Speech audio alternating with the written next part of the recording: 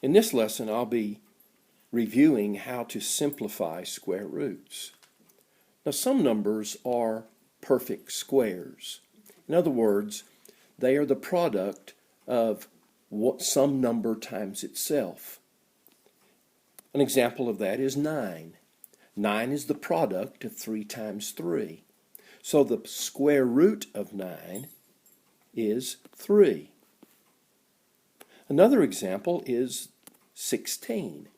16 is a perfect square. It's the product of 4 times 4.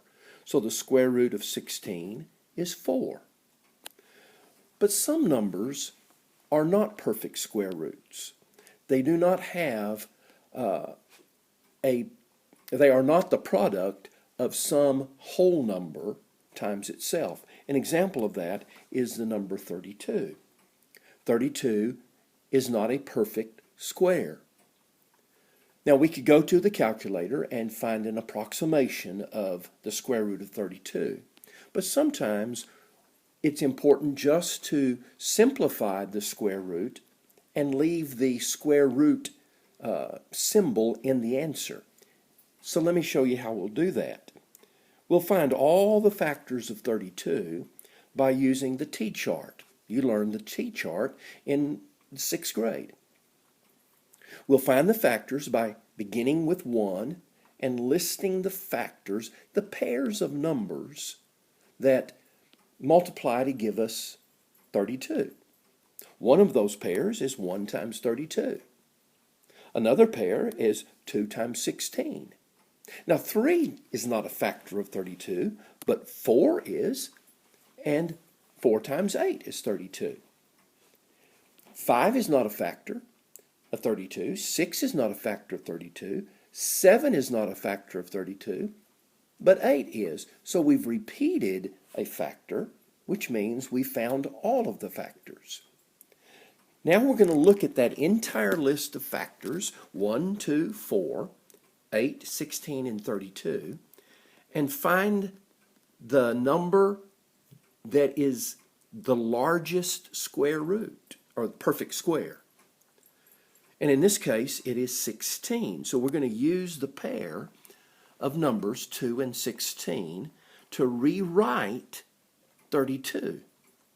So under the square root sign, I will write 16 times 2.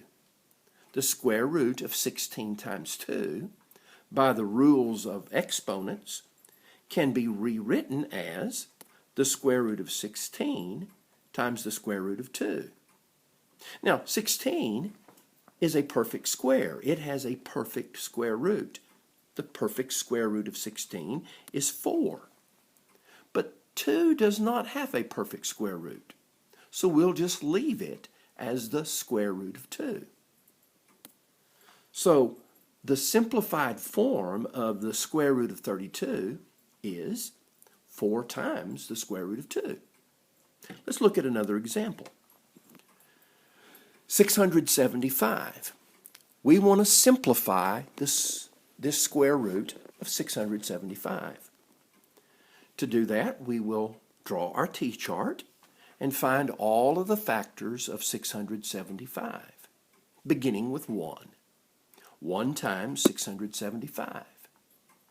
2 is not a factor of 675, but 3 is. 3 times 225. The next factor is 5.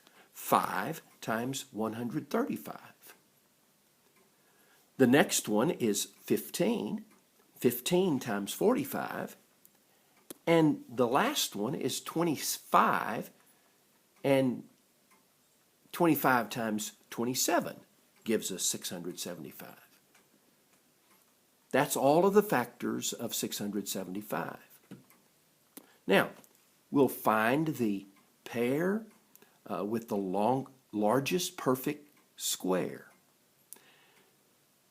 I may have to go to my calculator and just use my calculator to test some of these larger numbers to see if they are perfect squares. Now, I know that 25 is a perfect square, and its square root is 5. But there may be a larger perfect square. And I discover with my calculator that 225 is a perfect square. So that's the largest in the list. So I'm going to rewrite 675 as 3 times 225, or 225 times 3. I'll rewrite that expression as the square root of 225 times the square root of 3. Now, I've discovered that the square root of 225 is 15. So I'll rewrite that as 15. But 3 is not a perfect square. It doesn't have a perfect square root. So I'll just leave that as the square root of 3. So I've simplified the square root of 675 as 15 times the square root of 3. That is what we call the simplified radical form. Let's look at another example. This time a smaller example, 48. 48 is not a perfect square, so we will find the factors of 48 by using the t-chart. 1 times 48, 2 times 24, 3 times 16, 4 times 12, 6 times 8. That's all the factors of 48. Now I will look at my list and find the largest perfect square. And I discover that it is 16, so I will use the pair 3 and 16. I'll rewrite 48 as 16 times 3. So the square root of 16 times 3 can be written as the square root of 16 times the square root of 3. 16 is a perfect square. Its square root is 4. 3 has no perfect square root, so I will simply write that as the square root of 3.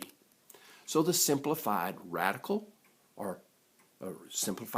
form of the square root of 48 is simply 4 times the square root of 3.